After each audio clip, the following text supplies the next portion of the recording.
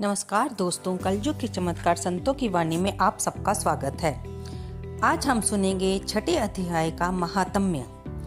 श्री विष्णु भगवान बोले, हे लक्ष्मी, अब तुम छठे अध्याय का महात्म्य सुनो।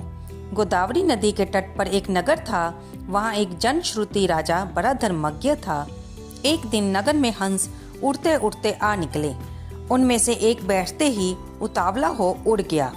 तब नगर में पंडितों ने कहा, हे हंस, तू ऐसा उतावला उड़ा है, क्या तू राजा जनश्रुति के आगे ही स्वर्ग को जाना चाहता है?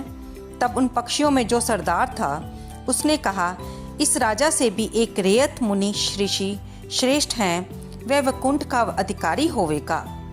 वैकुंठ लोक स्वर्ग से ऊंचा है। तब राजा ने मन में विचार किया कि मेरे से उसका पुण्य बड़ा होगा जिसकी ये हंस स्तुति करते हैं। ये विचार के कहा कि मैं भी उसका दर्शन करूंगा।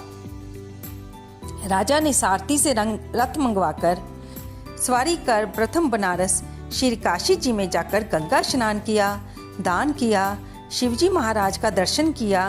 फिर लोगों से पूछा, यहाँ कोई रेयत मुनि रहते हैं? लोगों ने कहा नहीं। फिर राजा ने उत्तर दिशा को जाकर बद्री नारायण को परसा। वहाँ से राजा को रथ चले नहीं। तब राजा ने कहा, मैंने धरती की प्रदक्षिणा की है, किसी स्थान पर रथ नहीं अटका। यहाँ कोई ऐसा पुण्य आत्मा रहे हैं जिसके तेज से मेरा रथ नहीं चलता। तब राजा रथ से उतरकर आगे चला। देखा तो एक पर्वत की कंदरा में अतीत बैठा है। उसके तेज से बहुत प्रकाश हो रहा है, जैसे सूरज की किरणें होती हैं। तब राजा ने देखते ही कहा कि ये रैयत मुनि होंगे। राजा ने दंडवत कर चरण वंदना करी, हाथ जोड़कर स्तुति करी। तब रेयत मुनि ने राजा का आदर किया और कहा, हे पृथ्वीराज, तू चार धाम का पर्सनहारा, धर्म के साधनहारा है, तू पुण्य आत्मा है। तब राजा ने मुनि से कहा कि आपका तेज किसके बल से है? तब मुनि ने कहा, हे राजा, मैं नित्य प्रति गीता जी के छठे अध्याय का पाठ करता हूँ।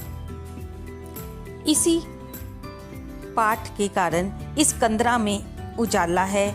ये सुनकर राजा ने अपने पुत्र को बुलाकर कहा कि हे पुत्र, आज से तू राज कर, मैं तीर्थों को जाता हूँ। इतना कहकर राजा ने राज्य त्याग दिया। रेयत मुनि ने गीता जी के छठे अध्याय का पाठ करना आरंभ किया। तब वह भी पाठ करने लगा। एक दिन प्राणायाम करके दोनों ने देह त्याग किया।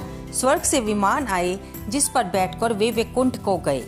तो देखा दोस्तों, हमने छठे अध्याय के महात्म्य से ये जाना कि श्री गीता जी का हम कोई भी अध्याय पढ़ें उससे हमारा कल्याण ही होता है और हमें मोक्ष की प्राप्ति होती है। लेकिन ये पाठ हमें श्रद्धा और विश्वास से करना चाहिए और इसे नित्य प्रति अपने कर्मों में शामिल करना चाहिए। आपको ये वीडियो कैसी लगी? कृपया इसे लाइक करें, शेयर करें और कमेंट करें। धन्यवाद दोस्तों।